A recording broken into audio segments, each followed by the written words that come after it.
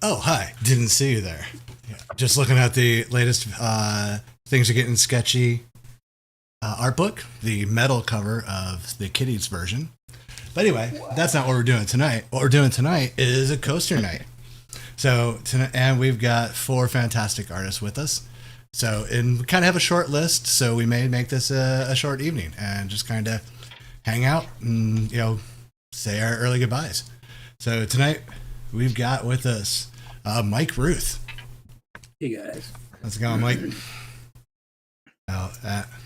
We also have going on with us Chris Vance. How you doing? All right, and all the way from you're still in South Africa right now, right, Nathan? Yes, sir. Yes, sir. Spoiler Flying alerts. back on the 24th. Nathan from South Africa. And last but not least, Stephen King is with us. what up? What up? So, Stephen, I'm not following Major League Baseball, for I don't know a decade, but I do see a lot of your posts. So, how are the Pirates doing? Well, if you would have asked me probably about 12 days ago, I would have been very happy with it. But I think they've won one out of the last 12 games since they were in first place. But they're only a half game out now, so Okay. yeah, we'll take it. I mean, it's Yeah, the Pirates. They tend to break hearts. Yeah, I was getting usually some pretty quickly. Yeah, I was getting some like almost we're out of the playoffs vibes from your posts. So I wasn't sure. So yeah. Usually they're out by April, so for them to be in first place and have won as many games as they did at that time, I mean, I drink the Kool-Aid every year. I kind of have Stockholm syndrome with the Pirates. Like, I identify with my kidnapper, basically. So, yeah, I kind of drank the Kool-Aid a little too much and got a little too hyped. But, I mean, it's still early, 40 games in, so we'll take it. All right. Yeah. And back by popular demand, we do have Puppy Cam. I don't know how long she'll be on there, but, it'll be a sleeping puppy on screen for those of you that seemed to really get into that last time. So, Loxley is here to please. All right, so we will jump right into it. So, we will just go round robin with it. I actually forgot to put the dice roller up. Hang on.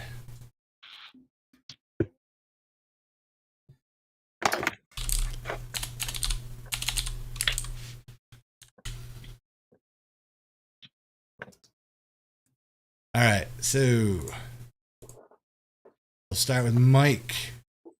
Mike, you got Benny Burrows. All right. Benny, if you are out there watching, what would you like Mike to draw on your coaster? Give him a few seconds. While he's thinking about that, let's move on to the next one. All right, Chris, you got Danny Harrell. Danny, what would you like Chris to draw? Ooh, nice. It's going to be weird. I'm going to tell you that right now. Just be prepared. It's going to be something with either Ernest or... Has he got a Chris Vance Phantom Star Killer yet? Oh, shit. That's the other one. That's the main one he does. I bet he doesn't. Yeah, you're right. I'm betting that's what is going to come up. Or a Red Sonja, maybe? Or a Usagi? I know he loves your Usagi. Yeah, Usagi's always fun. It was a good time. Yeah, I love drawing that guy. All right, we'll give Danny a second or two.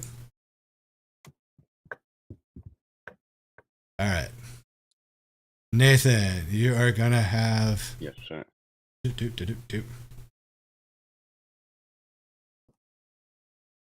Dave Sebo. Nice. Oh. All right, so Sebo, if you are out there, what would you like?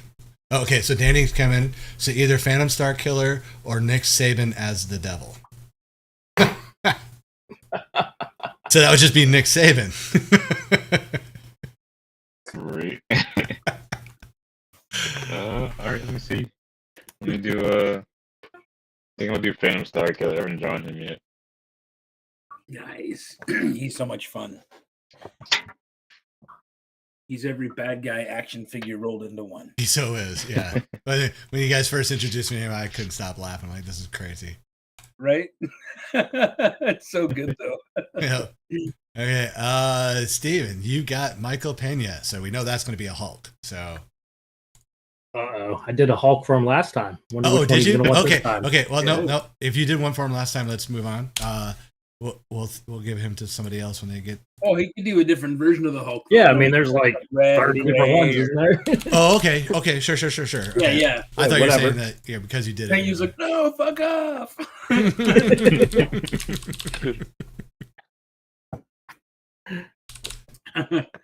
I want Mr. Fix It, damn it.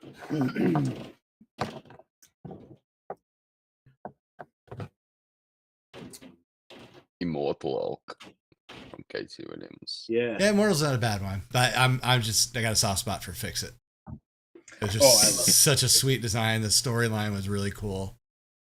I want to do a sweet like barbarian version of Maestro. But Rob just said, "Do plain ass Banner." Yeah. Just like Banner just asleep. or just typing on his computer. Yeah, just something mundane as hell. Flipping a burger. Having a coffee, trying to stay calm. Any word from Benny on there yet? I'm looking. I don't see him on. God. Hey, Danny, there might be a chance to get that one too. You know, as Danny said, if he gotten Steven, he would have had him draw the Philly Fanatic. All right, let's see. No, nothing from Benny. The last one on the list is Randy MacArthur. So if you want to take Randy, and then sure. we'll get back to Benny when he's around. Randy, you out there? What would you like, man?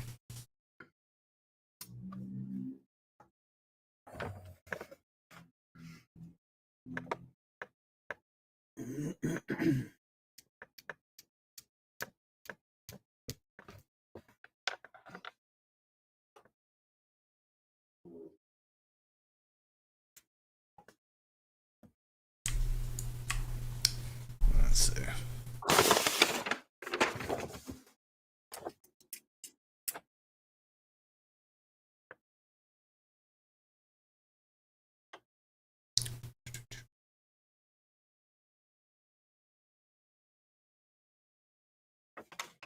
Yeah, nothing from Randy yet. So, Rob, do you know what Randy wanted? No, Rob's here. He was running out there trying to get commission on these things today. I think he was around. He's running point. Yeah.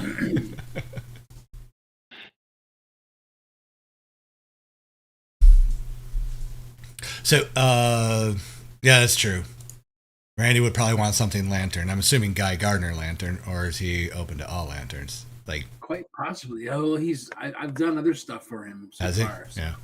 Yeah, So there's some Green Lanterns on the list. I know he wants something Green Lantern related for the live draw, I think. Yeah. But Yeah, I got that note somewhere on that one. yeah. Yeah, so he occasionally goes for the non-true Green Lanterns. Yeah. He had me do a oh shit, what's his character? Trigon possessed Swamp Thing. Nice. Which was kind of fun. Back when cool. actually. Yeah, it was fun. Yeah, Danny's saying do Kilowog. Kilowog. Who's there? He's always fun. Yeah. Oh. Hey, so I'm not sure on how, smothered and shadow banned my Facebook posts are being through either my personal or tags, but Mike, did you happen to catch the music video I posted for Friday? The music video, The Berserker mode? Randy says hold up easier. Okay, cool. he said, sorry, which one? Oh, Randy said he. hold up easier. Yeah, Randy said hold up is just here. But the video I posted was Berserker mode. No, I don't think so. Yeah, that's what I said. I think I'm being, being shadowbound. But yeah, check that video out when you get a chance. You'll enjoy it. It's basically just a bunch of yoked Vikings teaching Jesus CrossFit to a music video. Yeah. I've barely been online, to be honest with you. That way, yeah, I'll take a look. Though that's funny.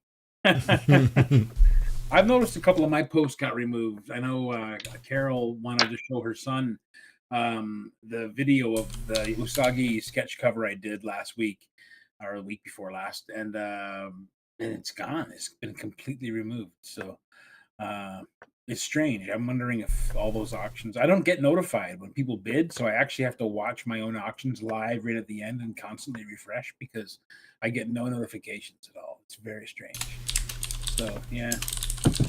So Randy, you got Mike Rooth doing your coaster. What are you after, man?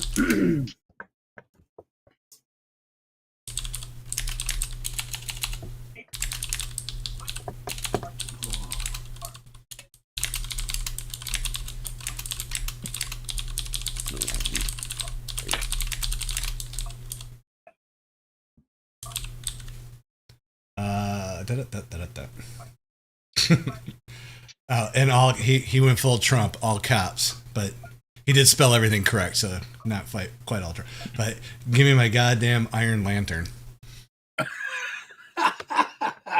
You got it. Iron Lantern. Awesome. Yep. I'll just put the bigger plans I had for Iron Lantern away then for now, I guess, Randy. That's okay. Maybe there'll be another amalgam night one day, and we'll take care of that larger idea I had. But it was mostly just going to be an outer space thing, which is fun. But I like the design of this character, man. That's going to be fun. That's a great pick. Yeah, that's a good, cool character from the... It just worked. It worked so unbelievably well. It just was like, oh yeah, that fits absolutely perfectly. Yeah. Take on the mask is awesome. Well, Danny's on fire tonight. He just said draw an actual lantern made of iron. Well, that was the first one that came up on the Google image search. So yeah, and just make it green. Yeah. There you go. All right. So I'll show the lantern though. Right. Dave hasn't said what he wants yet, right? I'm sorry, who? Dave? Who did I? Yeah, I'm still waiting for Dave to show up here. You're right. All right.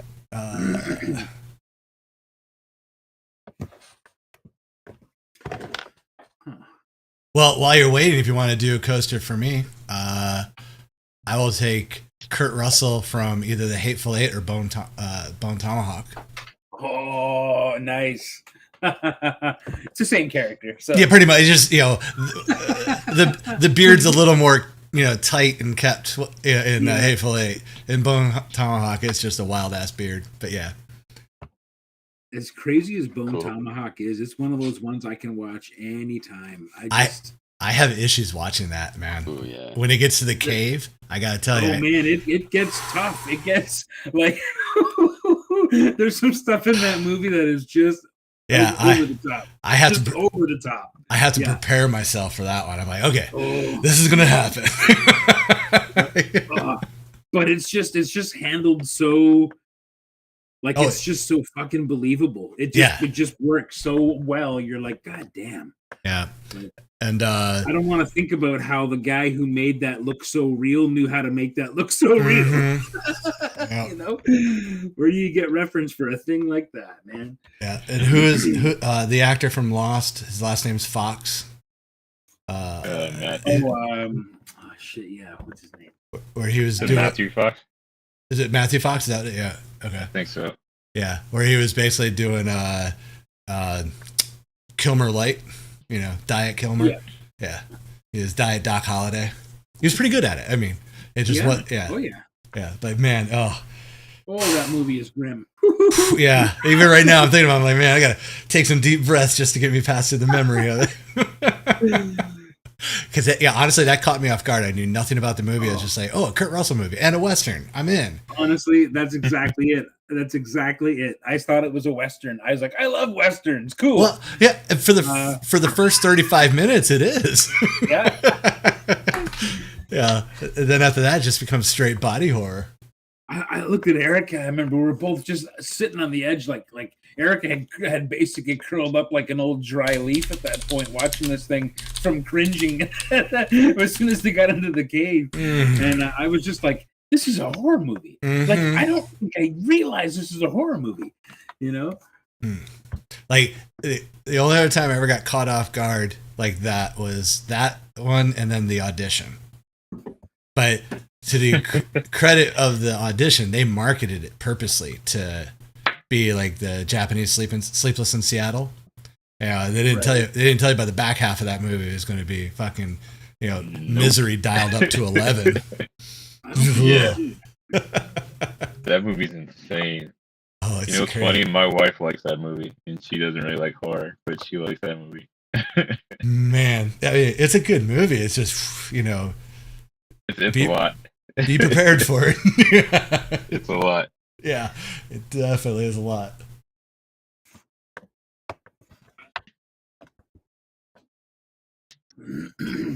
What's the premise of that one? I guess if it's a spoiler, I haven't seen it, but is it an old movie or? It's like a revenge story, basically. Okay. Yeah, like the one character's a widower. They get him back out, and so dating. It starts with like a dating profile, so he's going to interview, people. And then it just then it just becomes this awesomely horrible revenge plot. I don't want to spoil too much of it because it's actually you would spoil a lot trying to explain it. You have to see it. Fair enough.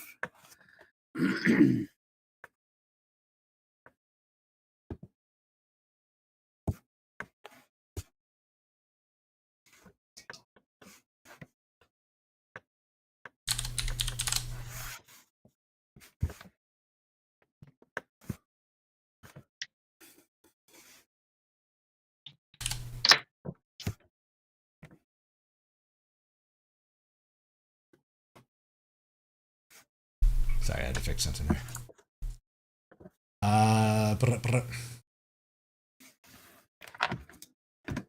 Has anybody heard from Sibo yet? Do we know what he's about?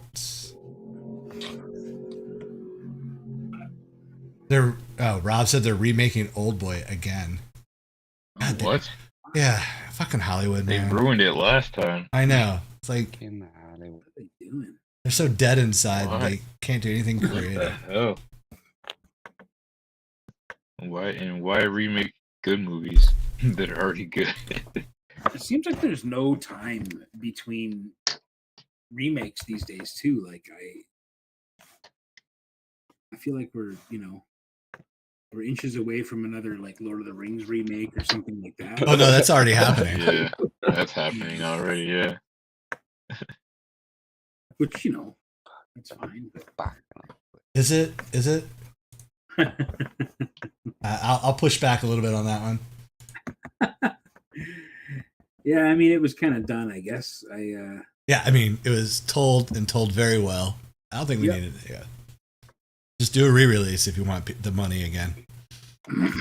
Yeah. I mean, just let it become a historical artifact and release it again and make all that money again. And all those people's children can get rich again, and it'll be fine. Yeah.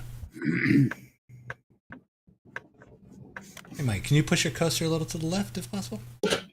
Left. Other left. There you go. Yep. A bit more, maybe. Oh, yeah, your camera just got all tilted and tweaked. There we go. Oh, come on now.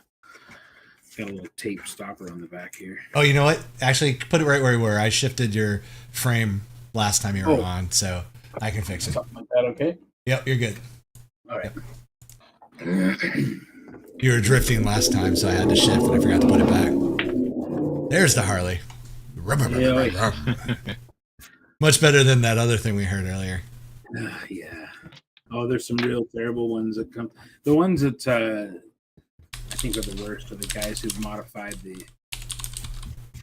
their exhaust on the these little shitbox fast little Honda cars that just the noise coming out of them is wild. And we're at a crosswalk here, like a set of lights here right at the corner. So yeah, there's just guys that just parked there waiting for the light to change and just rev, and this is like fuck. Micro dick, they're fuckers. Yeah, I would say that's what I used to always say to pull up to the guys and we're like, "Oh, nice car. Sorry about the penis." yeah. I don't know. I just don't get what the thrill of that is, you know. Like today, some lady parked in the back behind our building. Thankfully, we couldn't really hear it from our side, but we were just coming home at the time. And she had their truck just full of stuff, like they had just, robbed an antique store. And she had parked across a median that wasn't even a parking spot. And she just parked there because there was nowhere else to park. And she left her music blaring out of the window of her truck. And she just left her truck with the windows down, music blaring, truck just full of stuff. And just left it there and went started walking downtown like, I'm going to park here right now. And just, but she left her music blaring in the back of a building. Like, it was just like, this is a good little kind of we try to make it, we're trying to have a quiet neighborhood. It's right on a kind of a major roadway, but it's still, for what it is, an older residential area. But man, oh man, it's just bananas. I don't know. I think it's just this weather, man. This nice weather comes out and everyone starts going crazy. Anyway, that's my little old white guy rant for the day. Yeah. Get off my lawn, shake your fist rant. That's it. Old man yells at clouds. Yeah.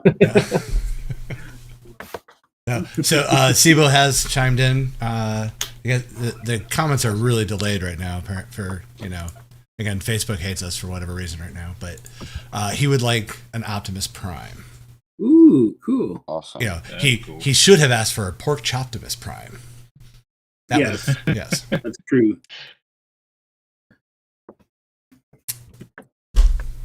Sorry, I had to start over again. I wasn't happy with where that was going.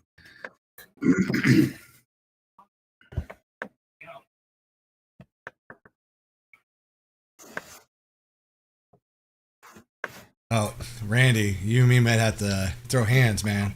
He's saying Star Troopers premise was great, acting and effects were garbage.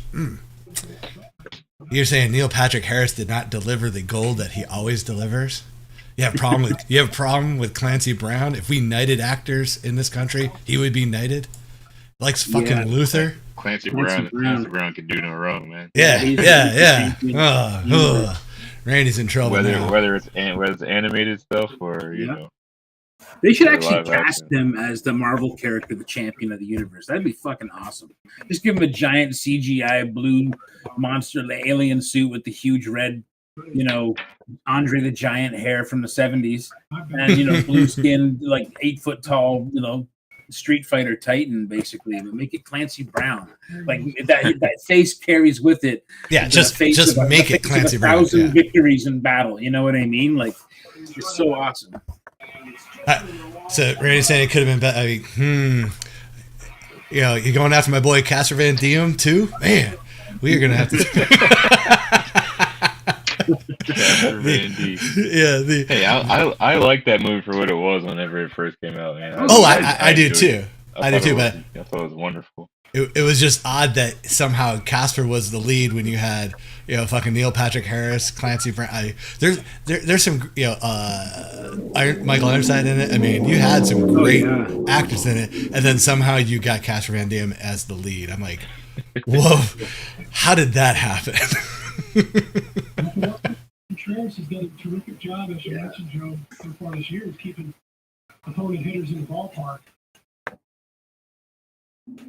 The Orioles in 2 innings. Oh, hey, whoever's got the baseball game on, put it on mute, please. We're having enough trouble. We're having enough troubles with Facebook as it is. That's going to get us shut down real quick. MLB ain't fucking around.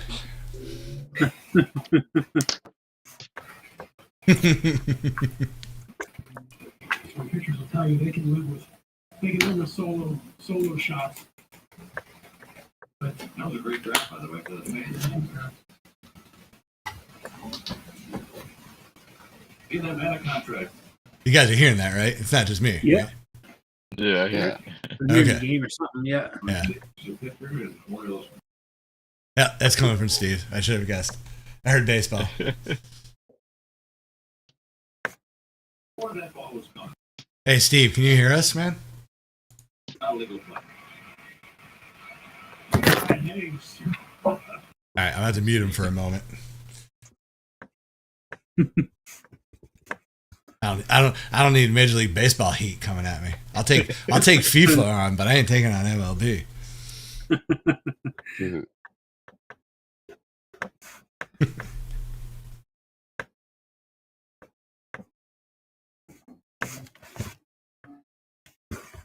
So, guilty pleasure movies. I've got like one of my absolute favorites coming tomorrow.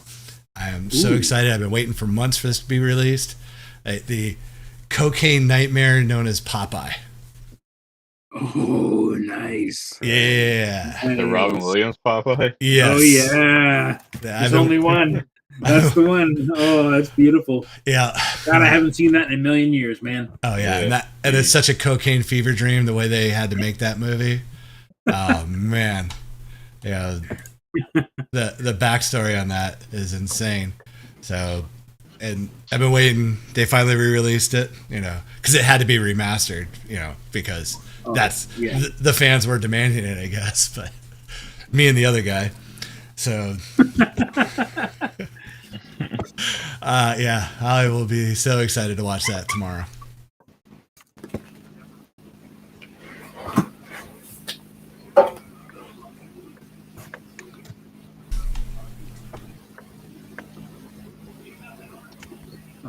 Do some thinking. Do some thinking. The smiling officer said, "Love you, Dad," from Gwen. That's my kid. Oh, okay. I'm like, well, unless someone was breaking some news to me real quick. Ooh. I'm glad somebody else claimed the child. Good. Yeah. Hello, Yeah, Gwen. she's with Pap this weekend, so. Oh, cool. Randy just asked who just stepped on their dog. It wasn't mine. She's on video. You can see her. Yeah, we heard that high squeak.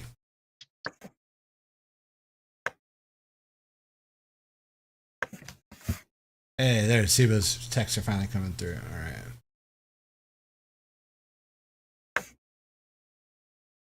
This is just Optimus Prime, right? I'll carry on with yours just in a... Yeah, no rush, man. Yeah, get on Dave's. Yeah, I'm not on video, Randy. You're right. I'm doing the audio. That way you guys can see the art, which is the more important part of this. But real quick, puppy cam. She's asleep, so you're not really getting much out of it, but enjoy. I can't see it on my end. Oh, no? Oh, sorry. Well, just because I'm only watching from the... Oh, yeah, the room. Yeah, I don't have the Facebook playing or anything else playing in the background, but that's all right. I'll check it out. That's what it's just a dog sleeping in her bed. You're not missing much. Yeah, the white hot action of a sleeping dog.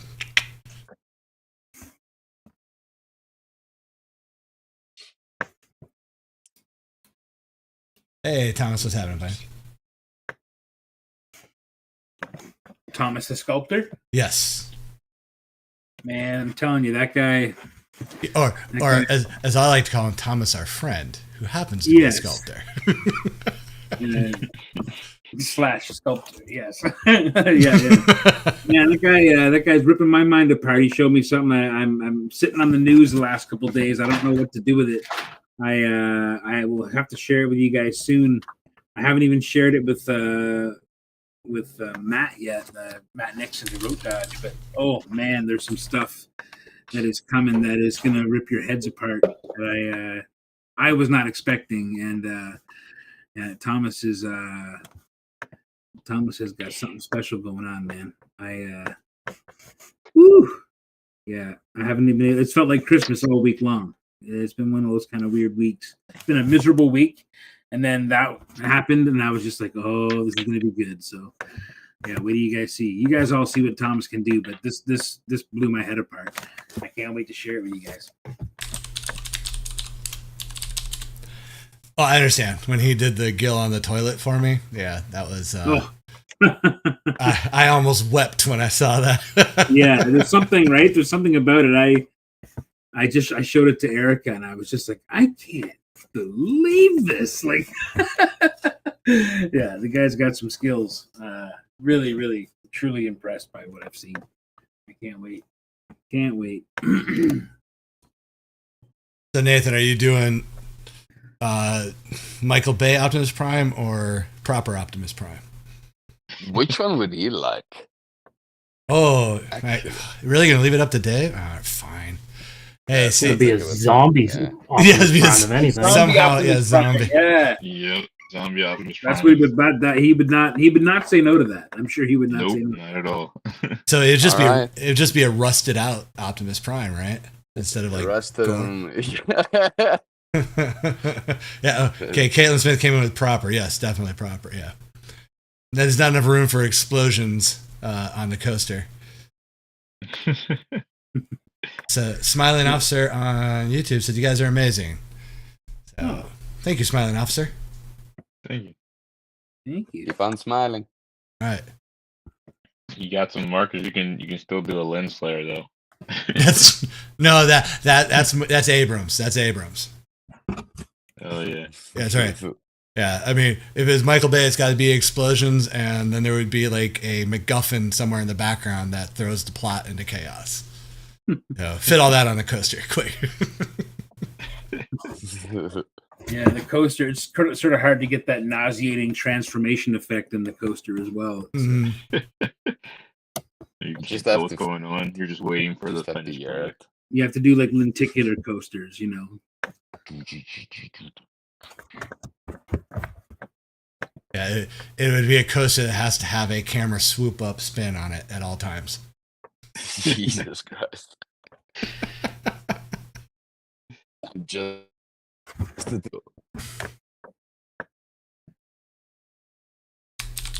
do my best.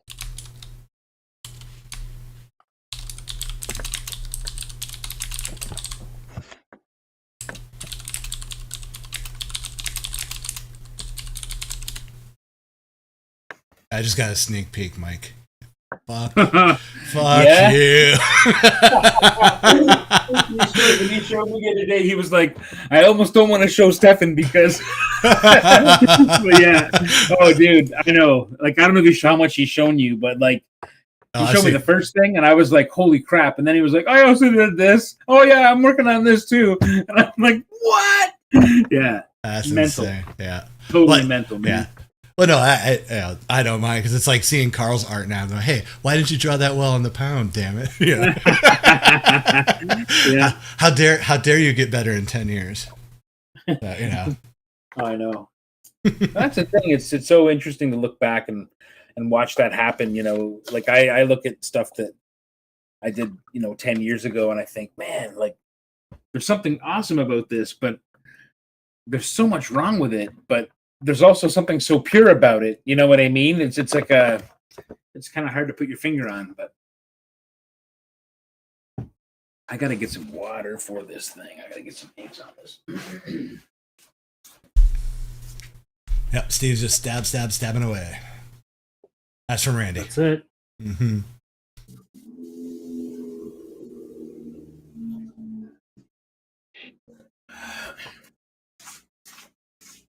Yeah, Randy Vance is doing a Phantom Star Killer for Danny. Yeah. Sorry, I'm trying to catch up on the messages here. I was too busy drooling over some sculpts and not being jealous at all. Oh, you're back. I wasn't sure you're back. Yeah. It kind of destroyed me. I couldn't believe it. It's a thing you always dream about. Like when I first started working on Dodge, I was just hired to draw the book. I wasn't a creator. I wasn't considered a contributor beyond a person, drawing a script that was already pre-provided on designs that were already kind of pre-established, and then it just grew into something else, and it became its own kind of thing, and it's gone through a lot of hardships, and it's been a really, really tough journey. But now I've got 2 pages left to draw. I'm penciling the last 2 pages. I still have a shit pile of inking to do, but I have inks underway and trying some different stuff with inks for this last book. The last book's bigger. It's the biggest issue we've done. And there's just so much happening on this book. Everything gets kind of tied up, and it's it's really cool. It's really exciting. It's really weird to let go of it, actually, in a weird kind of way. But it will be a really cool thing to see grow into something else. It'll be nice when you have the trade too. Let me tell you, that's that'll be next year's plan, feeling. probably. Yeah, I mean, but now that I've kind of seen, just some idea, a glimpse into what things could be. I don't know. It just makes, it makes things feel good. Like it's been a long. I should have had this book done, 3 years ago, probably. The whole series, but it things just they are what they are, and it's just a really weird journey to go through doing a project like this. I've learned a lot about being a comic book creator. I've learned a lot about what I can do and what I where my strengths are, I guess, and where my weaknesses are, for sure, and areas to work on, and that's all good, healthy stuff. So I don't know. I'm excited. I don't know what my next sequential art project will be. I got a couple people I would like to work with, people involved with this show. And I don't know. It's going to be weird. It's going to be weird to not have it to work on. It's going to be weird to wake up every morning and not have it as the first thing on my checklist of things to do, or my first biggest worry of each day. Just let it keep you up at night. Don't let it wake you up in the morning. Exactly. It can keep me up at night, and it can haunt me for when I see it in print, and I'm 10 years from now, because right now I feel like I'm doing the best stuff I've ever done, and I hope 10 years from now I'm still saying the same thing, and I can look back at this project and be like, man, that was a great first thing to blast out of the gates, but I'm so glad I did, because now I'm doing this and I'm doing this. Or conversely, look what it has become since. Look back on Dodge and see what Dodge is in 10 years from now, because it's certainly taken a different direction than I think Matt ever saw it going. And the world has just changed so much since that. It's been surprising, the different things that can happen. And anyway, I'm just rattling on now. But all that to say, the Kickstarter is happening in June, I believe, which is great, because that gives me a little bit more time to get further ahead on the inks and get the preview pages colored up and get the cover finished. And we've already got our alt cover, which is great. It's already done by another friend of the show. And got a cool pinup from a viewer of our show, my buddy Brandon McIntosh, who may or may not be watching right now, but he did an amazing pinup for the book. I think it's the first time he'll be published in a comic, which is going to be kind of fun to have his work in there. And so I'm really excited about it, but it is very weird to have it come to an end. I'll stop talking now for a while. So, are you sure about that? I mean, I want to believe you. Actually, I was going to have you keep carrying the conversation so I can grab a beer real quick. But oh well. What's everyone else working on this week? I've been grinding out pages like a crazy man. I've never actually done. It's funny that I finally picked up speed on this Dodge project in the last 10 pages that I have left to draw. It's like the light at the end of the tunnel has become like a tractor beam. It's kind of awesome. But what's everyone else working on? Not a thing, just my regular job. Yeah, pretty much. Yeah. No, it's got to be. Are we doing a few signatures and remarks on that Lost Years cover that I did with Sophie for people? Oh, nice, man, nice. That is an impressive combination of you guys. Your skills. That was cool. I couldn't remember how you said you broke it down before, but you penciled it, and that is just an incredible layout. And there's something about the characterization you've done on those new turtles. They got such a good look. the designs are great. But I don't know, you really grounded them the way you've drawn them on that cover, and it's really good. It's Thank you. a really strong cover. Yeah, really strong cover. Yeah, I just really like the designs. I like the fact that everybody's just different, and they're not all just the same template with different masks. Yeah, So I mean that having that is something. It made it more exciting and more fun to draw. So well, and as the years go on and more artists interpret them, you're going to see evolutions happening there too, right? And oh yeah, for sure. I'm super behind. I've still only read the first issue of the Last Ronin Lost Years. I'm wicked behind, but I was waiting to get a copy of your issue 2, but I know that one got kind of messed up. But I never ended up getting an issue 2 as a result, so I'm behind in the story. But have they been fully revealed yet with their weapons or anything like that, or is it more? No, that not yet. The cool thing about that one is that when the one I drew, they're still young. They're not even fully like teenagers yet. They're like kind Right. of pre-teens at this point, I think. Yep. That's awesome, man. Yeah, so I haven't gotten to draw them like as actual Teenage Mutant Ninja Turtles yet. So I'm curious to see how they'll be armed. That's something that, I mean, that used to be one of their only identifiers. Well, even an old geezer fan like me, going back to like the the early '80s as a fan, like oh yeah, the like the weapons were all we had, kind of, So unless they were directly addressed by in the dialogue, but I'm curious to see what these new guys will be armed with.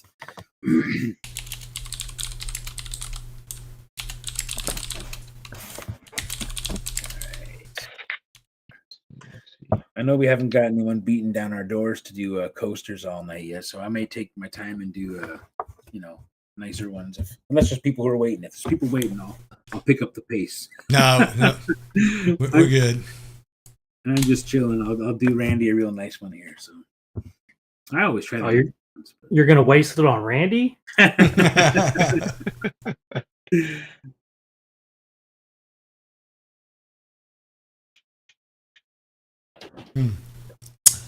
Yes, smiling officer. The puppy is so cute. Yes.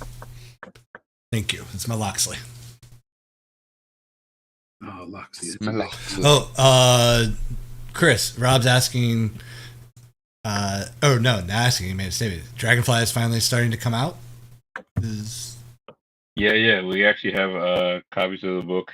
I believe Wes is going to be shipping those very soon. I have a few that I have to sign and do remarks on, so everyone should be getting their stuff fairly soon.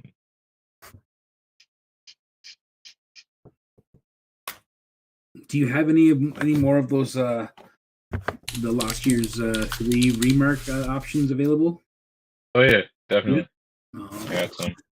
Actually, here if you guys want to see, there's a Dragonfly issue right there for you. So that's my cover. We have we got a Jim cover and a Zero cover. Oh, cool, man! Still waiting on one for Mr. Bishop himself. Wow, very cool. Sorry, is Dragonfly your comic? Is it like a? That's the book I'll be working on, mainly like doing the pencils and stuff on the inside. BJ Hahn does the colors and the lettering in it. Wes Briggs is writing it. It's the one this is what we took over from Jim Lawson. Okay, gotcha. So it's kind of continuation of his story. We just basically it's like new adventures of Dragonfly kind of. Gotcha. That's cool, man. Yeah. My one big regret from Granite was I didn't get over and introduce myself to Jim or get a chance to chat with him. Man, Jim's awesome. Yeah, that's what everyone says. I meant to, and him and the other guy I didn't get to chat. He two other guys actually. I didn't get to chat with Freddie Williams at all. And also oh come on, what's his name? It'll come to me. Never mind. There's a few people I didn't get to chat with. Oh, Eric Talbot, is that his name? Oh yeah, he was there for, was it just the first day of Granite? Oh, maybe it I know he was. was there for the little auction thing in on the first day. Can't Oh, remember. that's right. I remember. Yeah, I remember doing a crap ton of like on those books that were going around that we were all doing remarks on. I remember seeing his coming around. I'm seeing one of Santa Luco's coming around all the time, like and Ciro's come by. It was just cool, you know, to be on those books and see those little tight little remarks coming around. You know, it was pretty sweet. Yeah.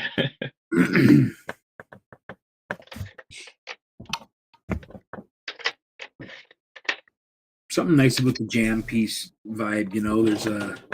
I love working on jam piece. I very seldom refuse a jam piece at a show or something like that. If someone brings me by like 11 by 17, like there's that guy collector, his name Jason Wood. He's one of the guys on the 11 o'clock comics podcast, and he used to go around with like whole teams on 11 by 17s, all gridded out with the logo of the comic printed at the top, and like a grid of like, you know, whatever 12 or 15 boxes for team members. And it was a really cool way to collect sketches from artists. And I love working on stuff like that.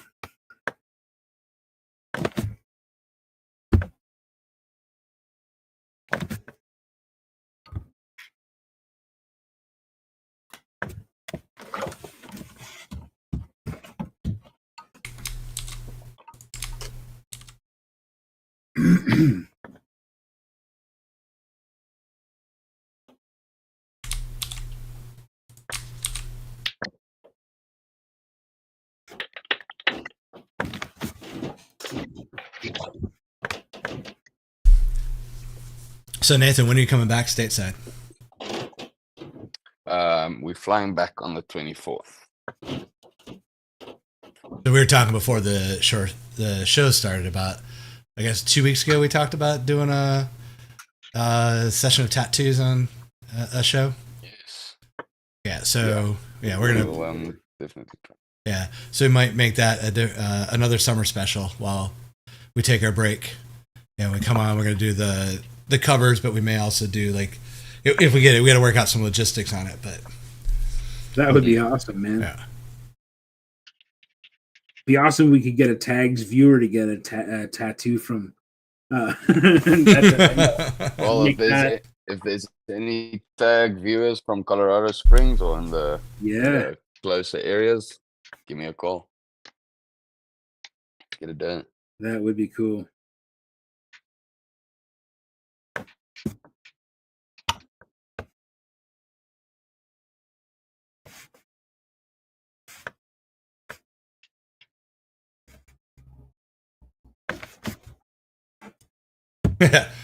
No, I'm not gonna get ink, but Rob said, fly Stefan out for his tags tramp stamp. Nope. Right, I think I'm done with the Red I'll do Hulk that here one for free. That's still not enough as a selling point. Oh, it looks awesome. Oh, Let's see that. Oh yeah, it looks good, man. very dope, dude. Yeah. Awesome, thank you. Sick.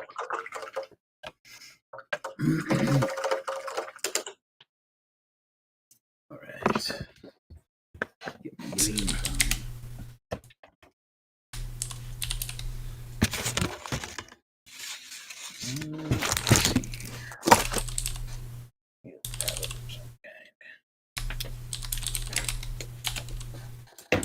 So did Benny ever show up? Never saw him pop in. Yeah, I don't know.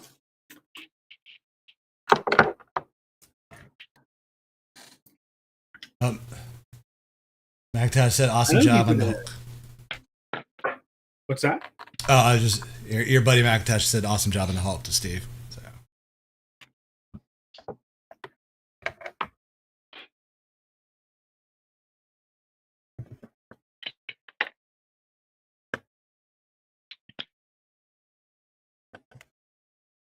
All right, Steve, you ready to take on your first Kurt Russell? I did copper last time for you, I think. Oh, you did. Damn it. Yeah, I got to mark. I actually got to mark down everyone I got from him. Damn it. Yeah, because I think it's still sitting here on my desk somewhere. I got to find it.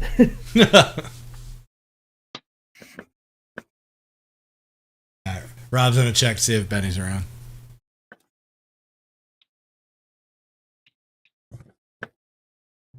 Yeah, it's probably going to be a short night since we didn't get a lot of signups. So we're just going to knock out these first few and, hang out for a bit. But we'll probably call it early night. And, Sure, yeah. Yeah, no worries. Yeah, it's a good weekend to take off.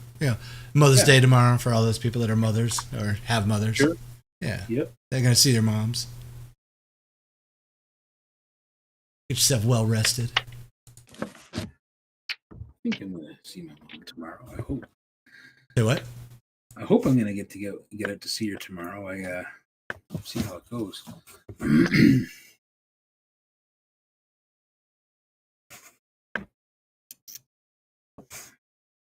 Then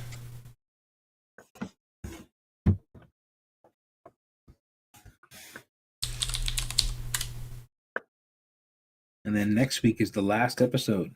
yes, it is. Yes, it is.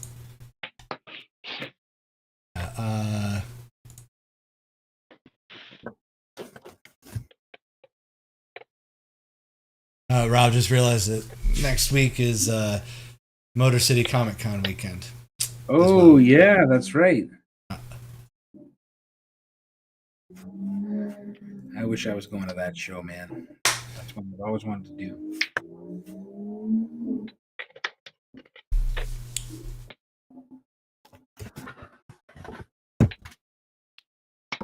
That lantern's looking sick.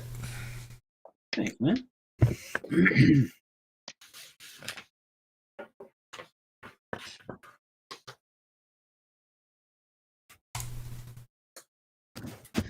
Yeah, I'm gonna get back into doing auctions again as soon as I get some more inking done and Dodge under my belt. It's gonna be regular auctions and regular commissions. Open up commissions again, and yeah, it's gonna be a whole different thing. Oh, Rob's saying Biz is at the show this year again. Or Yeah, back at the show. Yeah, I'd he's love to see- just trying to rub it in on you. Yeah. Yeah. I have the power of Bisley with me every time I'm on this show because I wear the Bisley bracelet. It's an enchanted item. That's why I wear it when I draw. I have to channel the power of Bisley every time. He was redrawing. He's doing a massive. I'm not sure if it's for a commission or if it's going to be redone as a cover, but he's doing a massive recreate of his last Lobo's last Zarnian issue 1 from the miniseries. He's blown it up and he's doing a massive painting of it, and he's doing video of the whole thing, and kind of talking through his process while he's doing it. It's been pretty cool to watch on little bits on Instagram. Yeah, really looks great. Always loved that cover. It was one of those classic covers from that era.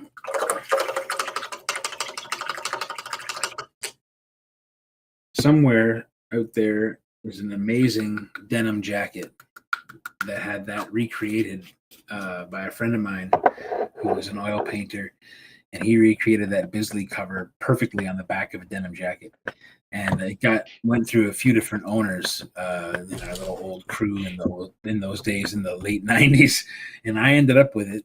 I don't know what became of it after me. It did get loaned to somebody, and it's out there being magical somewhere. But it was a pretty cool relic from my teenage years for sure.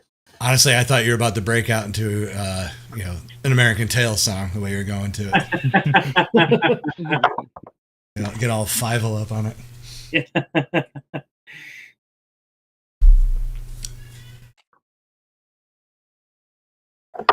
Alrighty. Can you guys hear my cat? Yeah. Okay. All right. Let me go take care of that. I'm right back.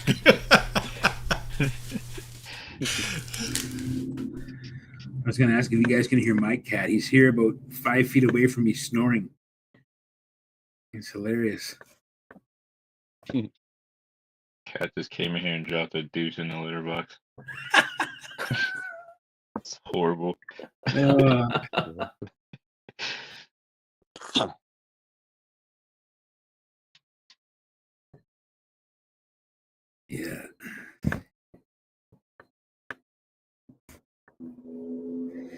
Yeah, it's potent stuff. I remember the last road trip we had to take them with us to my in-laws,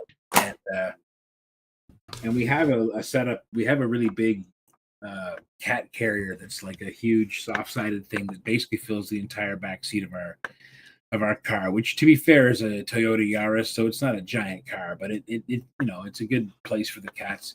There's enough room to have them both in there and also a litter box. A small kind of more travel size litter box, and it's not ideal, but it's the best we can do because it's a 6-hour drive to get there, and we usually have to go for a time or whatever. We always go with cats. Anyway, the cat decided to use the box, which that's what it's there for, but it kind of got freaked out on the highway, even though we have the cage kind of shrouded. It got freaked out by the noise of a truck or something like that, and just missed the box by like an inch. And I mean, within 5 seconds, Erica and I could not breathe. Like it was crazy. it was a very unnatural smell. I can't. Yeah, I don't can't put a finer point on it than that. It was like we thought we were gonna die, and we were on a major 401 400 series highway, and nowhere to pull off to like correct it for like at least like I think we had to go about 38 kilometers. That was tough.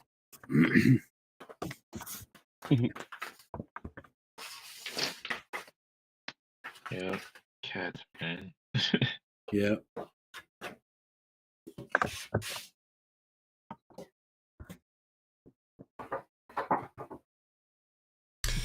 I leave you guys alone for 30 seconds and the conversation comes about cat shit. Yeah. Yeah. It's my fault. Oh, fantastic. Entertaining stuff. Mm-hmm. That's right. That's the magic people come here for. I get it. That's right.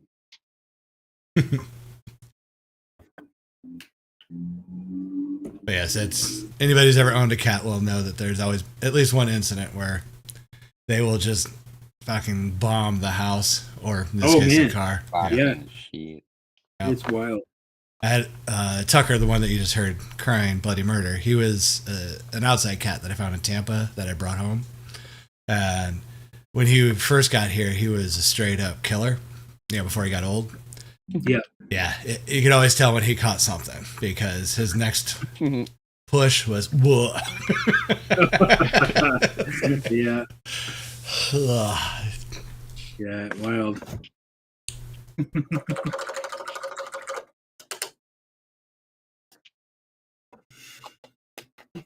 Damn, Nathan, that's getting detailed prime there. That's crazy. Yeah. Shit, that's nuts. I can't wait. Yeah, I can't wait to see the zombie fight. Okay, I can see it now. Like the cracks and nice. Yeah. Oh. That's pretty cool. Yeah.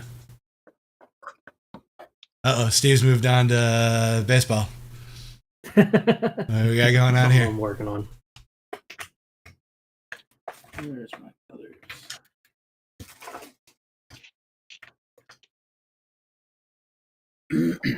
Right back.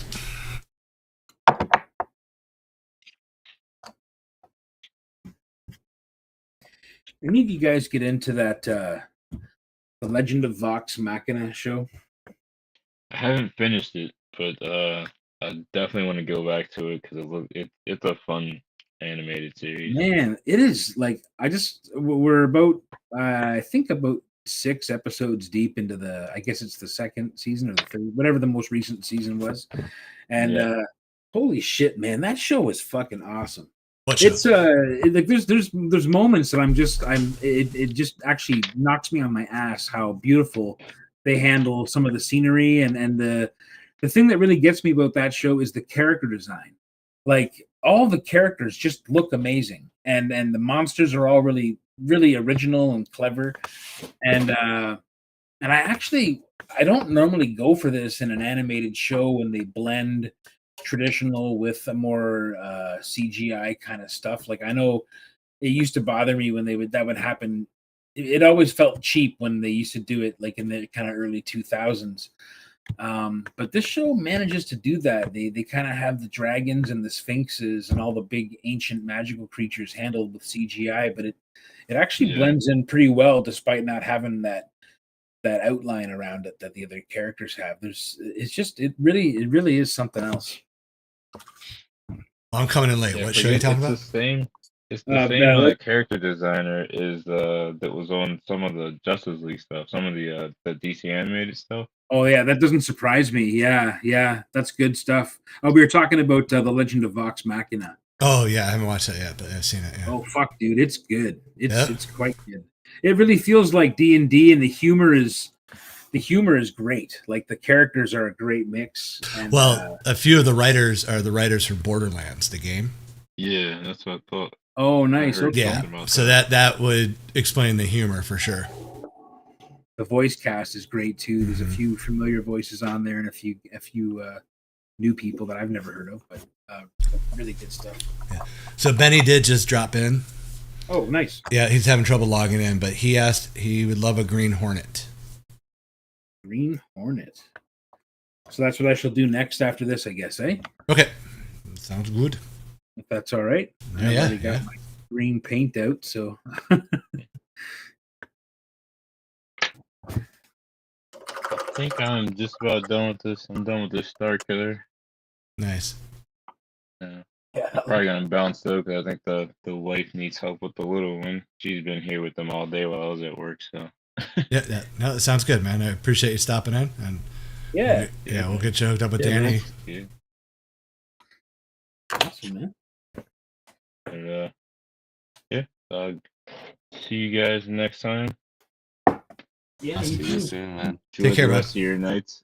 All right, Vance, take it easy, bro. Yeah. Bye.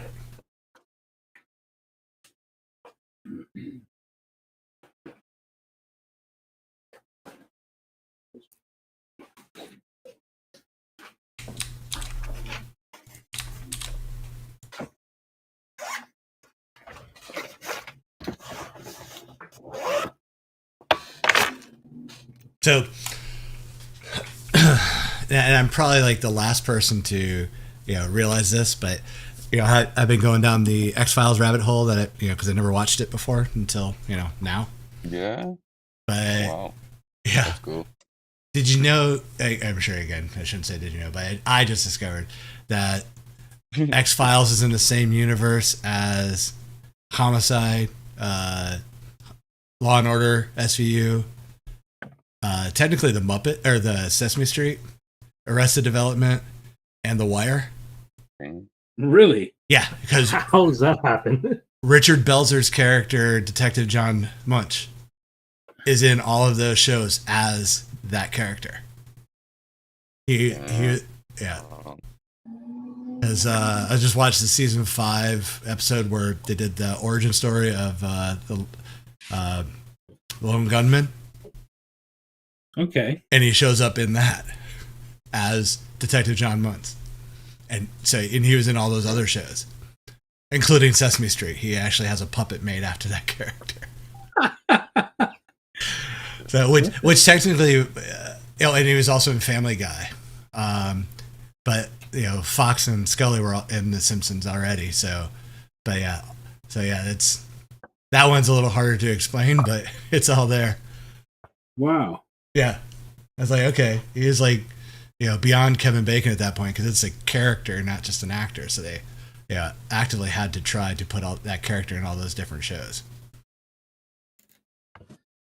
But the weirder part for me, though, is thinking that the Fluke Monster is also in all those shows. Because the Fluke Monster was in Delaware, where The Wire was, and, Oh, wow. Yeah. Just a little bit of dumb trivia that I discovered today. Jeez.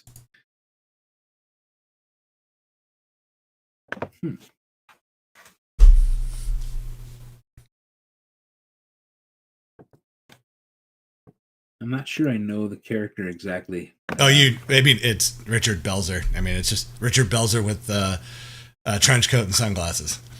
They don't hire Richard Belzer to be anything other than Richard Belzer. I mean, a sarcastic, cantankerous New Yorker. He was the guy.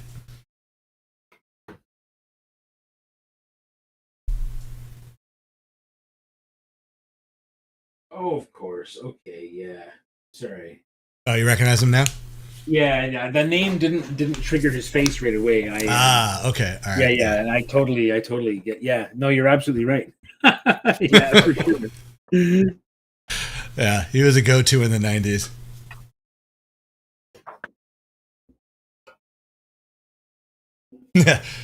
No, I actually, Rob's saying make sure you watch a single season of Lone Gunman after you finish the X-Files. No, I watched one show of that back actually when it aired. I was like, this is a really dumb show.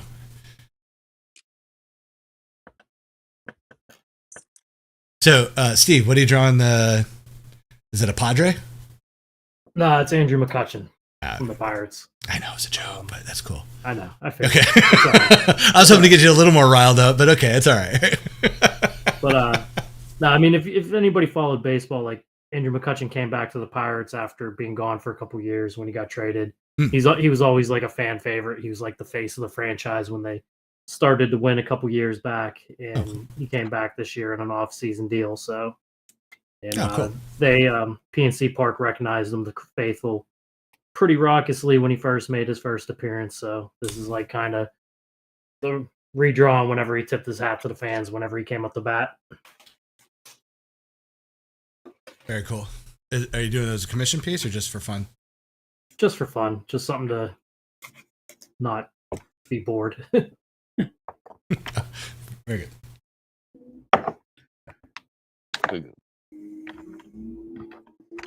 Are there any other requesters out there? I haven't seen any.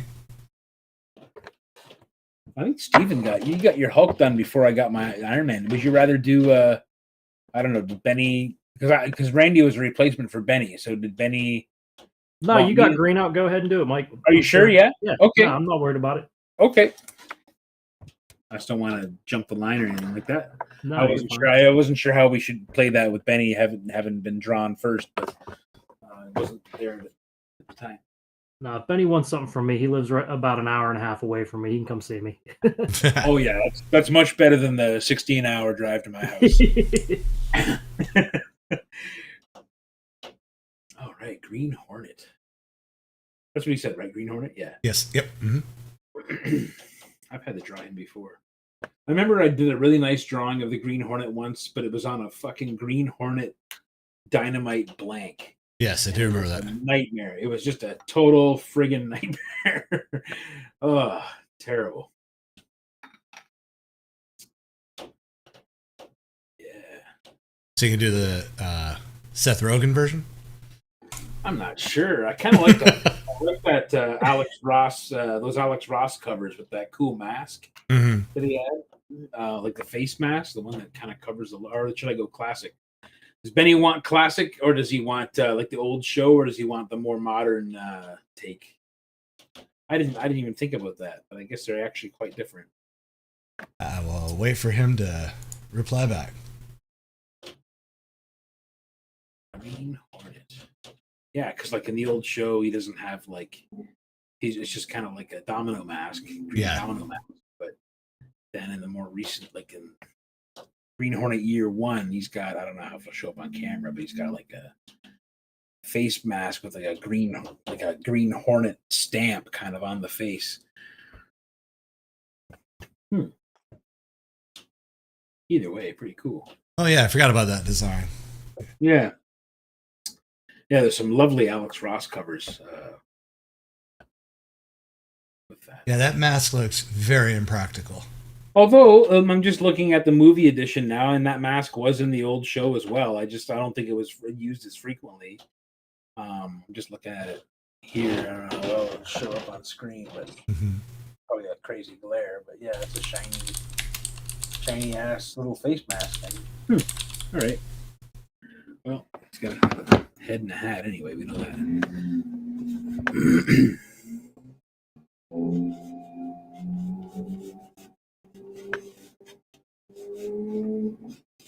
Yeah, the slightly bigger than a domino mask. Looking at it, yeah. Yeah. Yeah. Almost like a ham-fisted take on Hal Jordan's mask. Yeah. Yeah. Like the art designer kept going. No one told him to stop. Yeah. It's too late. Yeah. Like this? No, bigger. Like this? No, bigger. Okay, too big. Too big. Some designer with a piece of fondant he's using to, get the template, cutting it and shaping it. Yeah, I'm looking at like one from the original TV show, and it looks like a really plastic.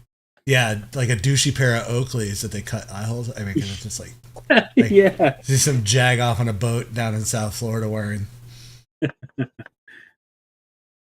I actually like that mask design. That might be the one that Benny gets if he doesn't answer me, but that's okay. We'll see.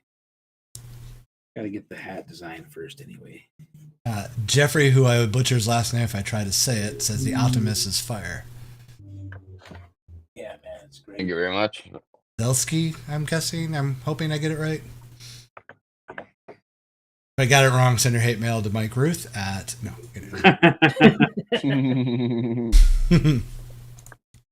Selsky. Okay. Thank you, Jeffrey. Jeffrey Selsky.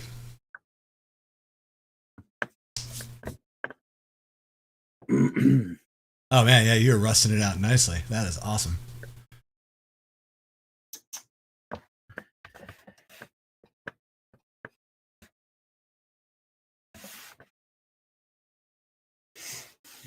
It's got kind of a suit on, I think. Trench coat type deal.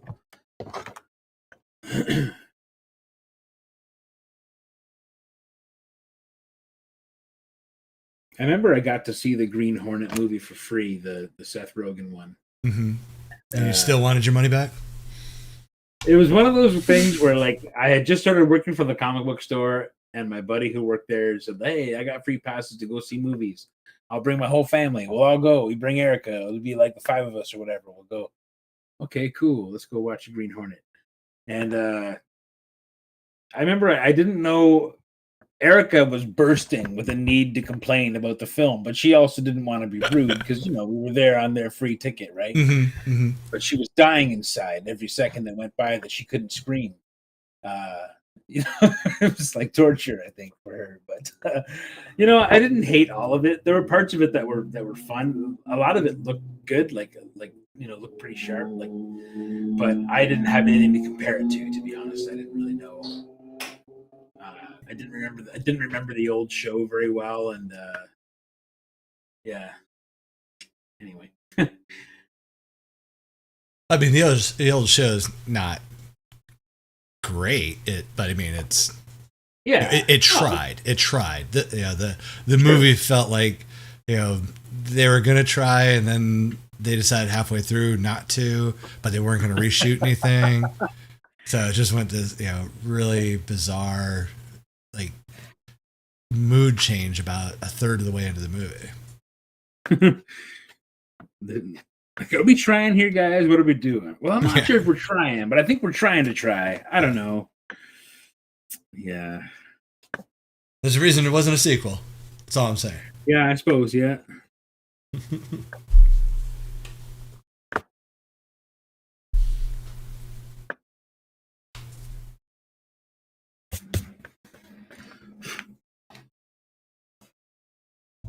Do I go with the mask or not the mask? Yeah, I haven't heard back from Benny, but you may be having problems, so go nuts, man. I'm sure he'll like whatever version you do. So. And Nathan, I still love the fact that the I sound like Daffy is still on your screen because especially without the context.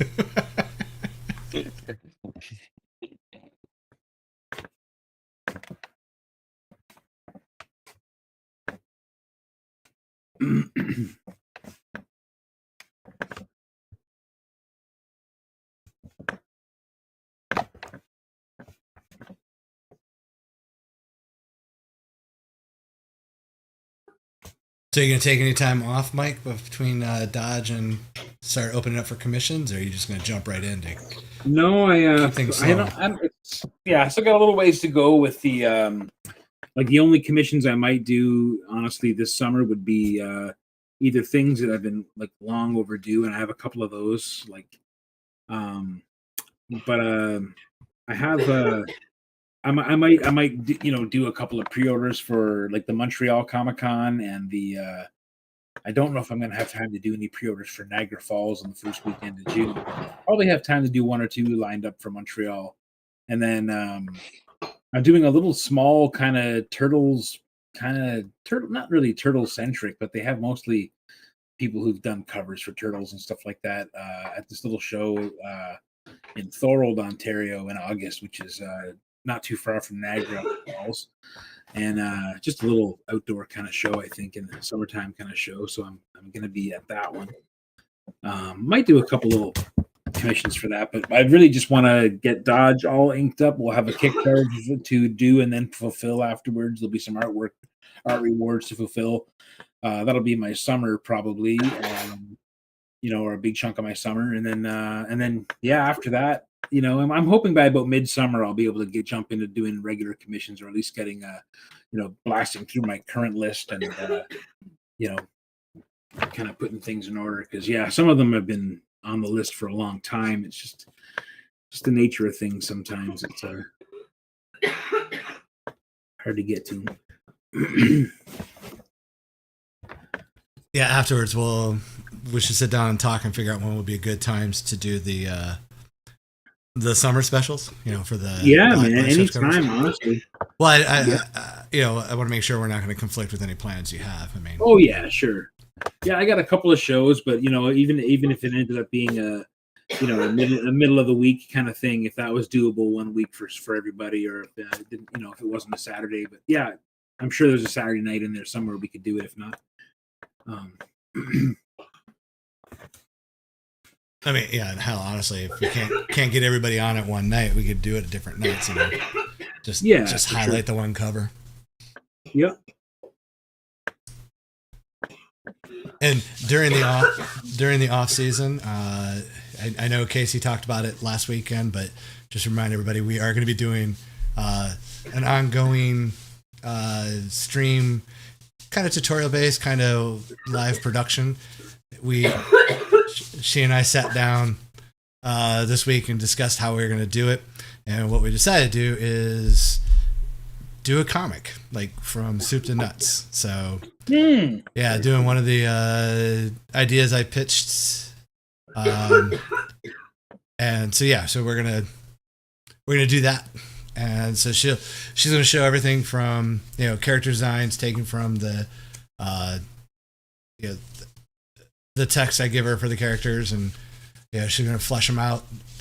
So we're gonna have everything from character design, color choices, cover design, panel layouts, and then we'll probably have a guest art or colorist, to do the colors and things like that. So, very cool. Yeah, and then we'll do also pre-press, like so people who may be interested in knowing how to get their books ready for printing and not get not do their files wrong for the printer, and not get hosed by not knowing what they should be sending or telling the printer what they can and can't do. That's fantastic. That's pretty awesome. Yeah. Shit, that's really cool. The idea that you're pitching, is it one you and I had worked on before, or is it something else? No, I told you the idea, but okay, it's that other one. Yep. Yeah, that new one that yeah. Mm-hmm. Yeah. That's perfect, man. And what a perfect way to really develop storytelling skills and have that kind of direct feedback. There's a friend of mine out here in Toronto that wanted to do something similar a couple of years ago during the pandemic. He wanted to do a Saturday morning, like 1 hour long jam where he would just talk and I would draw, and it would be like we'd kind of try to do a page per session. And I kind of kept on talking him down off the ledge and just being like, I don't think I really work that way. I can't do sequential art that way. That's not how I do it. But the idea is fun because it's kind of like on the spot and it's problem solving on the spot, which I think people would really dig to, see how that's done. Because there's a million problems to solve with comics. There's 10,000 friggin' problems with comics all the time. Yeah. There's so many things to think about. There's so many, things you got to avoid. And it's a whole different set of skills and muscles to work with. Oh man, Nate, that looks awesome, dude. Oh wow. Thanks, man. Yeah. Oh yeah, keep it on the table. It's better focus when it was on the table. Yeah. There you go. Yeah. That's nice. dope. Very cool. Old rust bucket. Yeah, that's awesome. So, well, man, I mean, if you guys just want to hang out and chat, or if you guys need to go, we can go kind of either way on this one. Like, so kind of, playing it by ear. Yeah, sure. So I'll get this one done. Maybe I won't. Maybe that'll be it after that. Or I don't know. We'll see. We'll see. I'm not going real fast, so I. Okay. Yeah, that's fine. Yeah. I mean, I just didn't want to keep you guys from doing anything if you had anything to do, or. Well, once we go off the air here, I'm just gonna jump right back on and try to get those other pages done. I got 2 to go, and it's.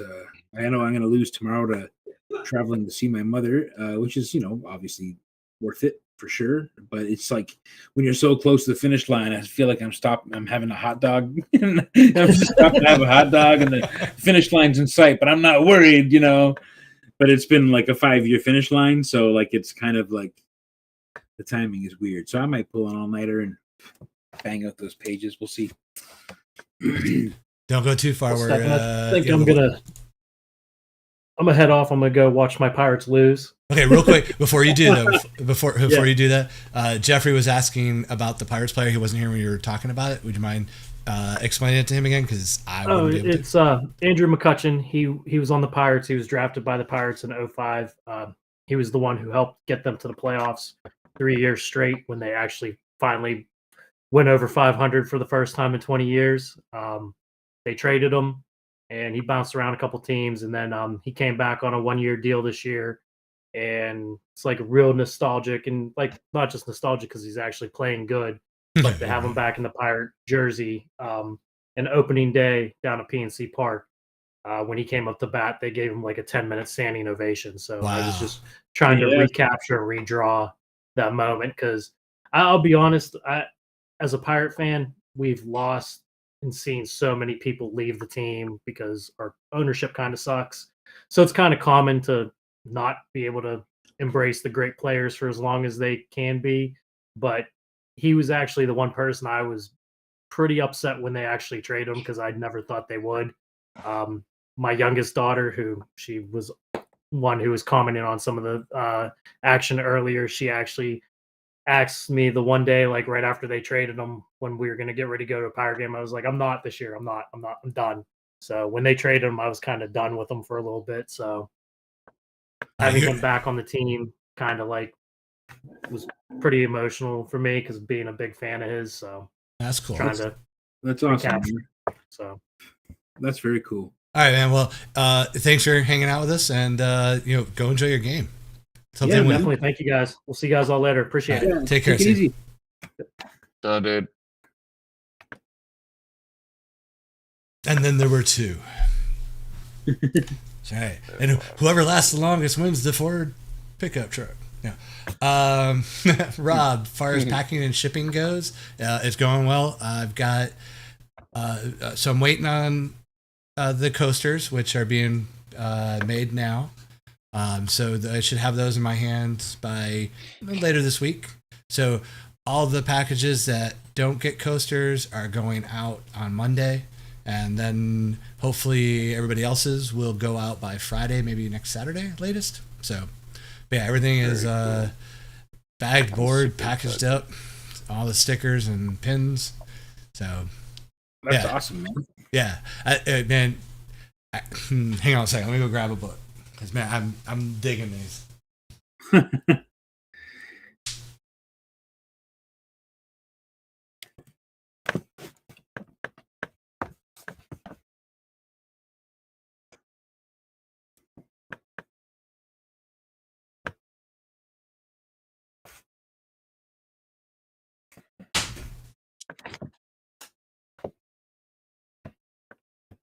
Oh, that's looking awesome, man.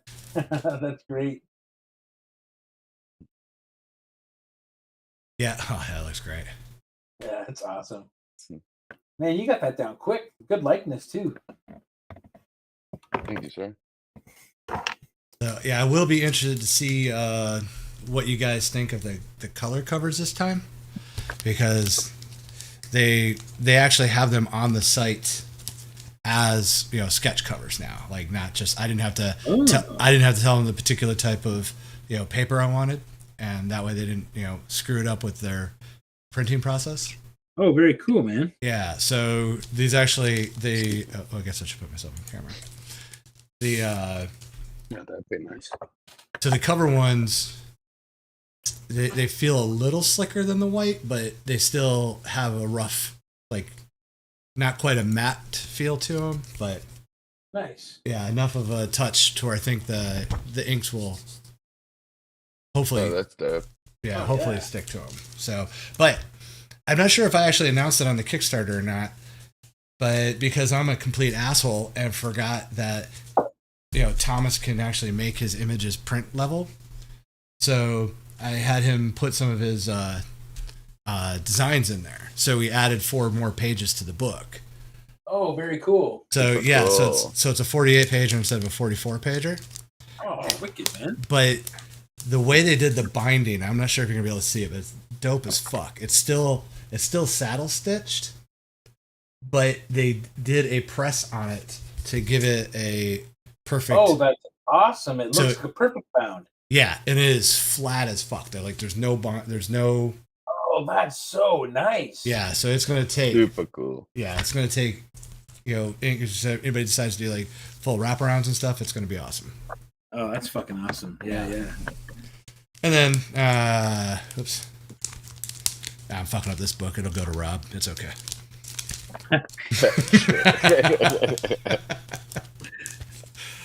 Yeah. But yeah. So Mike slated again with the centerfold. Yeah. So this is for everybody next year or next season. You know, got to do some big art. You know, give Mike a challenge. Say, yeah. Awesome, man. Yeah. I was gonna try to do Paul's turtle piece for the centerfold, but it just didn't work out size wise. If I would put it to full page, it was gonna crop. Oh yeah, I got you. Yeah. So I was like, oh well. It looks So- so sick. That turned out awesome, man. I'm honored. Thank you. That one that our beloved Carol has the original of. So that's pretty cool. That'll be a pinup. That's great. That is fun. Yeah, I guess so. Next weekend, or do we say? Are we announcing who's going to be on the? Have we said who's going to be on Yeah, the? last actually 2 weeks ago I did. Once I got final confirmation. So yeah. So, Nice. but yeah, for everybody who didn't hear, and just in case it wasn't talked about last week, which I think Nathan felt like he couldn't say anything, which is but it's my fault for not telling him it was cool to say. But so next week is our last show of the season. It is going to be Last Ronin, since it's the last show, and we have Ben Bishop going to be on the show with us. God damn. Awesome. Yeah, so that'll be a good one. I've been saving a beautiful copy. I'll show you guys. I have it here. It's a beautiful copy of. It better be here. Where is it? I have a beautiful copy of the Last Ronin, issue 1, white blank cover. These aren't very easy to find anymore. I've been hanging on to this for over a year, waiting for this show. So next week I will do something awesome on It's this. so sick. Yeah, it'll be fun. So sick. And maybe a coaster or two. sketch covers don't take all night, so maybe I'll. Well, we'll see. Maybe I'll make it really elaborate and crazy.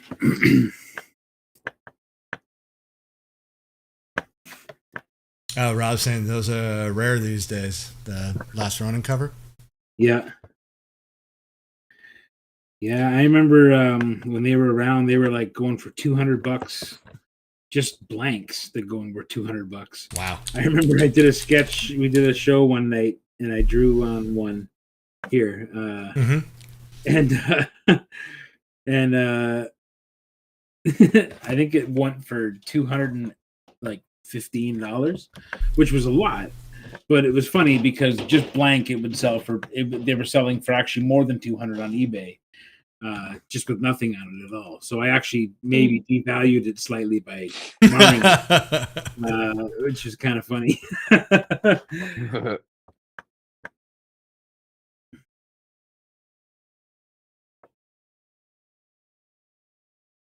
But yeah, I know there's some people out there who I know some of the heat on the Last Ronin has kind of maybe died down a little bit in some ways. But I'm really hearing good things about the new series. I've only read the first issue myself so far. I'm kind of 2 issues behind now, I think. But it's been a really great thing to work on and be a part of in some small way. And man, yeah, it's cool to have that as the last episode, and to have Ben on is going to be great. Well, yeah, all the props for that go to Rob. Rob's the one who. No doubt. No, Rob's the one who made that happen. So if that also says if he cancels on us, it also is going to look bad on Rob. So. Rob smiles. Yeah. That's the real reason he's going to Motor City Con. He wants to be off the radar. Yeah, whistling. Nothing. Yeah, I'd love to be at Motor City, man. God damn. Next year, maybe. That's one that. Yeah. I had one opportunity to go, but it conflicts. I didn't go back with the Desperado days with Joe. Oh yeah. And then and then never had a chance to get back there, and I was like, damn it, that was the one shot. There's a bunch of shows I'm gonna love to return to again one day. I'm going back to New York this year. Yeah, that's so cool. That's gonna be pretty awesome, and I'd love to get back to Heroes again one day. That would be really cool. I'd love to go to Heroes and have Carl Waller there too. I think that would be really awesome. I don't think. Well, I'm not a geography master, but I think it's probably a manageable trip for him. Maybe if it's backyard adjacent for him. Yeah. It's like me going to Orlando. It's about the same distance. Oh, okay, I got you. Yep. And it's one of those that he just needs somebody to remind him, hey, it's time to register for it. Go do it. Because always last minute. He's like, hey, you going to Heroes? Want to share a table? I'm like, no, I'm not. And, it's next weekend. You should be doing this sooner. Yeah. Should look into that. Yeah. But the nice thing is about Heroes, they literally start taking, table, I'm pretty sure things are pretty much open, to register tables like the day after the show ends.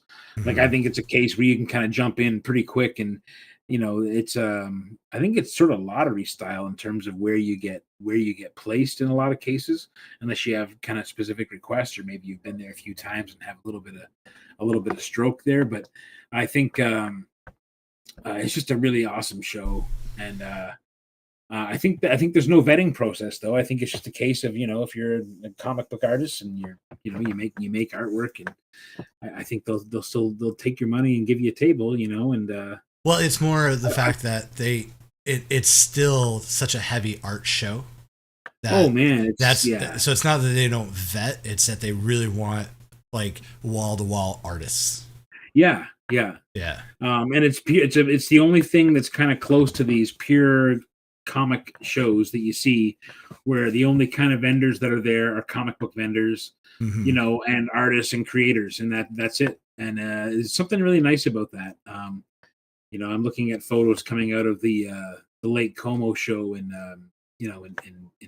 Italy right now, and it's a really different format kind of show where it's kind of like each artist group or each artist, cult or whatever you want to call it. They all get together in their little rooms, and then you have fan access where there's like actually a chair on the other side of the table, so a fan can sit down and hang out with you while you draw and chill out with you. So it's kind of laid out in such a way that it can't really get crowded. I guess Peach Momoko had like a very busy, was one of the ones like bigger names like that, or where you would see lineups and things like that. But by and large, it's kind of more casual, like more like kind of rooms of artists where you can kind of just hang out and chill out with people. So I think, Heroes is about as close to something like that as you really get in the Comic-Con now, because it's really just a pure comic and pure comic art show. Yeah. And they've done a great job of keeping that one. They could have easily, pivoted. Oh yeah, and I've seen shows that have tried. Like I've seen other shows have tried to do that same thing where they're like, nope, it's just going to be like old school comic show, like comic vendors and people who selling comic supplies and that kind of stuff, and then artists, and that's it, because that's what I understand. And then you'll see like, oh, we've just announced like 5 new cosplay guests, and then whatever, and that's fine. Like I everything has its place, right? Like I have cosplay friends who it's a huge part of their lives. I would certainly never, downplay it, but to find that pure comic book thing is a rare thing to find now, for sure. Interesting. Oh, so did Murray win the Last Ronin? Because he put in there, I could definitely use a second Mike Last Ronin sketch on another one of those covers. Oh yeah, I think Murray's got one. Yeah. Ah. I had a bunch at one time, and they went pretty fast, but they were beautiful things to have. I wish I had 10 more of them. Although I do have some really cool blanks that I picked up recently that I got a really nice, some recent Green Arrow ones, which have a nice kind of light green finish to them. The DC covers are usually pretty decent, so I'm going to do a couple of Green Arrow ones. And there's another one too. A couple of Planet of the Apes I have, and I got some of those Dead Romans, that new Image series by Fred Kennedy and Nick Marinkovich, and a couple other colored ones too. Yeah. Before I pack up your comp box, I'm gonna send a picture because I've got like a short box full of blank covers of various. Oh yeah. Types. Yeah. So I'll just take pictures of it and you tell me which cover you want. Oh sure, man. Yeah. So I do have a couple Green Lanterns, but don't feel like I have a Green Lantern Star Trek crossover, which I've got one of those too. Yeah, that's the only Green Lantern one I have right now. Oh, I might have one of the, although I'm not sure I do, but I might have one of the recent Grant Morrison Green Lantern thing. I'll have a look. That might have been last year I had that though. Time passes strangely now. It really does. Oh man, Mike, if you could see what Thomas just showed me. Dodge related? Maybe not. I don't know. Oh yeah. Oh man. All right, as soon as we go offline here. Yeah, you're gonna be like, show me. Wow, that's crazy. I'm super excited, man. I wish I had $1 million to send to Thomas for all this stuff he's doing. It's just so good. It's seeing stuff like that. It really reminds me what kind of what I've always wanted to do. What it's all been heading towards. Maybe is doing this type of stuff, like making characters and then making action figures of those characters, and then wishing that I was still, a 12-year-old. To enjoy them in the way that a 12-year-old enjoys action figures instead of the way a 50-year-old man enjoys them. You know what I mean? Kids will never enjoy it as much as we do. No, I'm not 50. Getting damn close. So. Yeah, just go ahead and fuck off. Getting close. Yeah, I'm Getting there.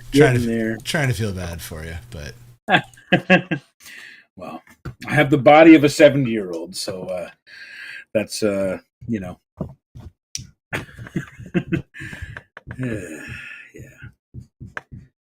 Age is just a number. Pain is the only thing that's actually real and measurable.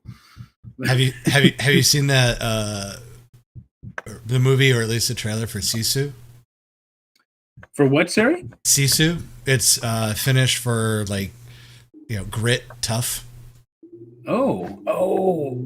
Maybe it's sort of ringing a weird bell. Yeah, it's pretty dope, but it's just like, I don't know where they found this guy to play the lead. He's like the 65, 67-year-old dude, just fucking ripped, and he's just slaughtering Nazis because they stole his gold. I mean, it's the simplest plot out there. Like, I love it. Yeah, and it's so good. I mean, I haven't seen it at the trailer, and then I read a review on it. Like, by the end of the movie, it's just like you can't go in there expecting a realistic action movie, because by the end of it, he's pretty much like a goddamn superhero.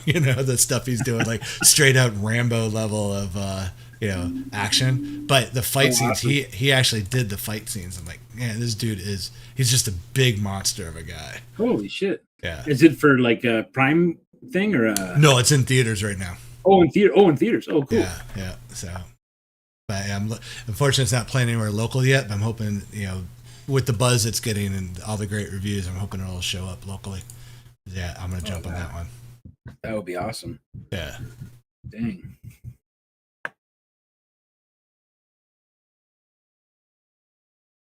Haven't seen the new Guardians yet. What have I watched recently that was good? We're watching the last season of Better Call Saul right now, and goddamn, that show is something else. Holy shit! Such a good show. It's just great. Like, I didn't think it's just which one keeps out. Better Call Saul. Oh yeah, I got to get back on that. I forgot I totally missed the last season. The last season finally dropped on Netflix up here in Canada, so I was like, oh, finally, So, yeah, I'm really stoked about that. I'm enjoying it. It's there's just some great storytelling in that. Haven't even gotten to the Breaking Bad bit yet. It's amazing to think that all this stuff happened before all that. It's like, holy shit, this journey that Saul Goodman's been on. It's don't fuck with Saul. No, have it's you super guys wild, seen Nobody, Mr. Nobody? Yeah. That's been on my list for a while. I haven't gotten to see it yet. Dude, that's a fun movie. Again, you got to go in realizing that you're not watching a realistic movie, but it is a fun movie. Yeah. Hey, Nathan, push your coaster up a little bit. You're a little off camera. Oh, am I? No, Nathan. He's out of his. He's out of his. I'm coming back. I'm coming back. Sorry. Oh, no problem. I went to go physical. There you go. Yeah, that one's been on my list for a while. I was waiting for it to come to Netflix or something like that before I could watch it. It's from the director or producer of John Wick. I forget, but you can see every bit of it. But instead of it being the the super hard ass John Wick style, this guy obviously was a wet works person, retired, and it's just his life is so mundane. It's just everything's falling apart. And he gets a taste of it again and just goes absolutely berserk with it. Yeah. And Christopher Lloyd's bit part in it is very good. Until the end. It's one of those movies like, man, if they didn't do that last little scene, it would have been a much better movie. It's just like the little stupid scene inside the truck with him and I think is it RZA that's with him? I forget.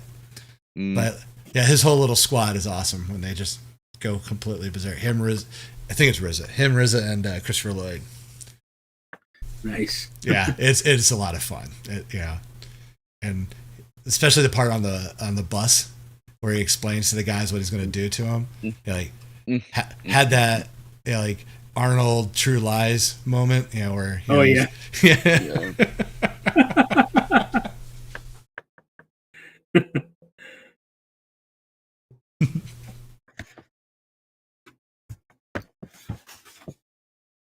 Nice, Mike. That looks great. Oh, I like the mask. Good choice on the mask. Yeah, thanks, man. Yeah, I decided to go classic or some kind of slant on the classic anyway. usually it's hard to beat the classic in the end of the day. It really is. Yeah. I mean, because honestly, that one on the Alex Ross file looks kind of cool. Would be a pointless mask because you're basically the idea men from the Tick. Yeah. Pretty much. Yeah. Yeah. It's an odd mask. Enunciate. What?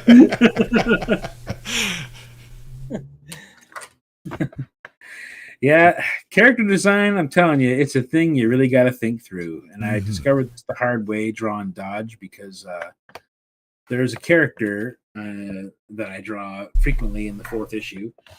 She shows up in the 3rd issue, Lady Iron Wrath. And I got to design, kind of like my own take on the Amazonian Wonder Woman sort of archetype, my own kind of slant on that, based off of some designs that showed up in the Retcon comic, but mostly my own. And I gave her these gauntlets that look awesome from certain angles, but I didn't really think them through in every way. So there's scenes where she has to look tough and cross her arms, she kind of has her arms crossed on her chest. But these gauntlets have these big raised metal thick edges that come up 3 rows of basically the Batman, the Batman gauntlet spikes, only they're made of thick, rough steel that come up in 3 big kind of things on a plate on each arm. So trying to draw a person folding their arms is tricky enough. Trying to draw them with the allowing that extra weight, but also the fact that it's these vertical, raises that come up on the arm. So just kicking myself in the ass for God, that looks so cool, but you did not think that through. Well, that's when you need to work in a fight scene where that shit gets broken. Well, it's how clever I am that I'm drawing the Dodge comic book, and he's got a Black Sabbath T-shirt on, which I have to hand draw the logo every single time. And then I finally go, oh, maybe I should have a werewolf tear the shirt off, in issue 4, the final issue. I could have had him tear off the shirt in the 1st issue, and I would have been spared that misery. But you know what? We make comics because we like to suffer. That's really the secret. That's why people make comics to begin with, is so that they can suffer endlessly over what they make. That's the secret, guys. If you don't suffer, it ain't real. It ain't no walk in the park. So bleed for it. You got to bleed for it sometimes, man. But you definitely learn a lot, and you definitely learn the hard way just about every time. At least I have. At least that's been my experience. So, I can concur. Definitely. Well, I mean, Nathan, with your art, the other people suffer because you're just jamming needles into them, right? Yeah, exactly. Yeah. That's true. He's doing it the right way. Feed needles. I make them hurt. I guess. Well, it is like 9:00, so I'm actually gonna call it. Yeah, I'm gonna go. Cool, man. Yeah. I will splash some color on this, and